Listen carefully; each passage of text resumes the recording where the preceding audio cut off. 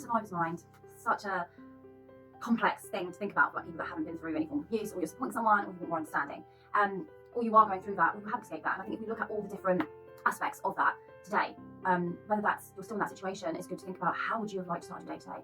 How would you have liked to feel? Like bring back in that sense of safety and know that is actually an achievable thing. Like you can get that. And if you were in that situation and you're not in that situation, to just like acknowledge and think, you know, I'm actually in such a safe environment now. I feel at ease and at peace.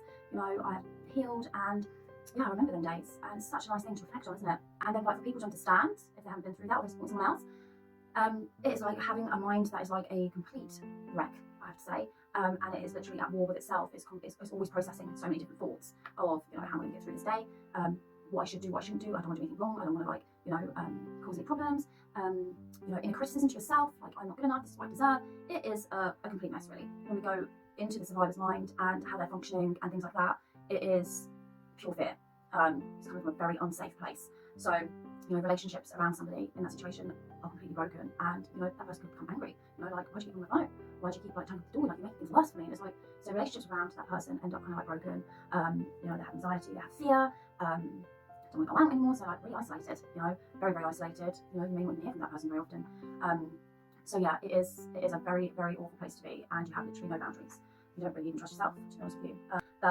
That person, that's like the victim, the person that has just been through all of that, is having to deal with the loss of themselves. You know, there's a complete identity loss. And it's like the person they were before that situation happened, you know, that person died, that version died, and then there's the person that they became in that situation, which is a survivor, and then as they've left that situation, they're then this survivor that is damaged and broken and hurt, and is having to pick up these pieces, and don't really know who they are anymore. So the rebuilding stage is, yeah, it's not like, oh yeah, that person's completely out of that situation now, and I'm so glad it's all over. I think the aftermath is far more worse, because yeah, you don't even know who you are, and you have to start rebuilding. Routines are completely out the window. Like you're so mentally exhausted, it's like you don't know where to begin. And if you're a parent, that's even harder, because you have, you know, these little souls around you that are relying on you to, you know, keep their emotional well-being safe, you know, support them. It is so hard rebuilding on your identity to find out who you are. We don't want to be in contact with that version anymore. That version tolerated that behaviour and that abuse, and yeah, we don't want to be in contact with that anymore, because that's not good. So when we start rebuilding our boundaries. Start saying no to little things. No, that doesn't align with me. I won't be doing that. You know, building on your trust and raising your standards. Anyone else that comes into your space, you know, there has to be respect. If you're overstepping my respect and my boundaries, then I'm sorry, but that cannot happen. And I do feel like a lot of people, when they come out of that situation, they try and find other ways to keep distracted, which could be like, you know, straight into a relationship, but usually the same cycle does happen, I have to say. You're literally just, maybe in different ways, I'm not quite sure, but it will just be, you know, because you're not that better version of yourself, you haven't rebuilt.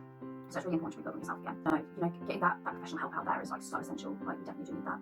Dealing with the suppressed feelings, you know, bringing them back up. It is hard, and I completely get that.